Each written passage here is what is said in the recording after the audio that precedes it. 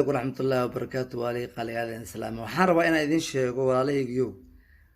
dadka fanka baxay horta alla dartiis ugu masbixin waxay ugu bixin bilaadan inay qanciyaan qofka ilaahay inuu qanciyo farxad geliyo waxa way social musu istaagayo ma dhahayo fanka ka baxay taas waxay la mid tahay dadmeen waxay la mid tahay in aad bilaadan qancinayso war fiiri Abdul Qadir Abuukar kaskiya ka cod macaana hal habeen ugu angaar organkii tujibi مساجد وقال إلا هدوا كاسا الشيخ واي يا صولبي أحمد بيف أحمد غير الله بحي أنا أون أوسي ودنا أوكي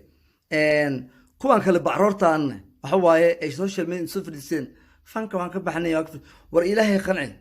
إلهي كفرحي بالآدنا كفرحنين ما قلتي خفنا وشي ما قال كبيع سفنك أفتمنا أولا استاك كادني السن السلام عليكم ورحمة الله وبركاته أصحابتي ذقالي ملك استوديو ديدا كجوكتا ما السلام يا فضلا هدي أي تايمركي كوغو رئيسان نصاب غطي channel كسبسكرايب نوصار سو كلا فيديو لايك غري أو شير غري أو لا وداق أصحابتي ذقالي عاو حاني دي ودا برنامج كني أدخرابا ييغا براتين تطباطكي سوشيال ميديا kaasi oo aan ku soo bandhigo ama ku qaada dhigo ama fikirkayga iyo aragtidayda aan kaga dhiibto hadba waxa toddobaadkaanba maalinta social media dhex socda ama dhex wareegaya hadaba maanta ama maalmahan maxay social media dhex socda ama dhex wareegay run ahaantii waxaan idin wadaa labada qodob hadii aan ku bilaabo qodobka koowaad oo ah yare oo run ahaantii fanaaniintii fanka ka baxday yiri in ilaahay dartii uga may bixin yaani dadka oo ay ku raali gelinayaan ay uga bixeen oo hadii ay ilaahay dartii uga bixi lahaayeen ama uga baxayeenba waxay sameyn lahaayeen iyagoon cidna u sheegin ama social media aan soo fadhiisan ay oran ay defanka ka bixi lahaayeen sida wuxuu yiri uu tusaale soo qaatay Axmed Biif oo kale run ahaantii ninkaasi aad iyo aad buu iga qosliyay hadaladiisana waan ku qoslaa balse laakiin qof kasta ilaahay baa qalbigiisa og ila yaro oo og inuu dar ilaahay uga baxay iyo maxaa la yiraahdaa inuu dad uga baxay run ahaantii fanaaniinta oo dhan markay fanka ka baxayaan waxay yiraahdaan cidna naguma qasbin waa go'aan aanu gaarnay anagoo dar ilaahay uga baxayna run ahaantii saynu ognahayna fanku waa wax xun oo xaaraana oo ilaahay aanu raali ka ahayn soo kale waxa ka soo galaana waa wax xaaraana run ahaantii iyadoo saatay oo neelooga baahan inaynu fanaaniintii ka baxday dhiirigelino kuna dhiirigelino khayrka ay de ku soo biireen hadii aynu niraahno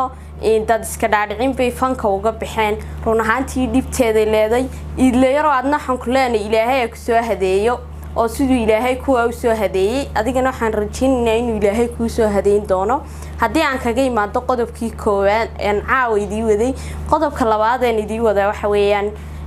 inankeeni Bilaal Bulshaawi halkuu ku dambeeyay run ahaantii waxa maanta social media aad iyo aad u dhex socday inankeeni Bilaal Bulshaawi maxkamad la soo taagay maxkamadda Hargeysa kadibna ay ku xukuntay 48 saacadood wadanka gudihiisa lagaga saari doono iyadoo inta tigidhka loo soo jarayana uu jeelka ku sii jiri doono run ahaantii dhanna waa ka yar farxad dhanna waa ka naxdin run ahaantii horta qofka in lagu yiraahdo diyaaradda jeelka dhexdeeda ku sug aniga raayahaanteeda barwaaqo ahaan run ahaantii aad iyo aad bay u yara xuntay lagu yiraahdo jeelka tigidhka ku sug waxay ahayd in yacni la soo daayo kadibna in waalidkii iyo dalkiisii loo celiyo balse laakiin taasi ma dhicin oo waxa la yiri inta 48 saacadood gudahood ayaba in laga mastafiri doona wadanka Somaliland isagoo la geyn doono wadankiisa uu ku dhashay ee Soomaaliya run ahaantii in ilaahay waxaan ka baryaa soo ugu dhaqsiyaha badan in hooyadiisii oo iyo dadkiisii jeclaa uu geyn doono sida ugu dhaqsiyaha badan leh la asxaabtida qaaliga isagoo kaliya lama mastafirin doono ama wadankiisii lagu macelin doono isagana waxa la mastafirin doona 48 saacadood gudahood ninkii isaguna shaaha u sameeyay oo labadoodaba maxaa la yiraahday Soomaaliya loo mastafirin doono insha Allah waxaan rajaynayaa inuu arrinkaasina khayr ku soo dhamaan doono asxaabtida qaaliga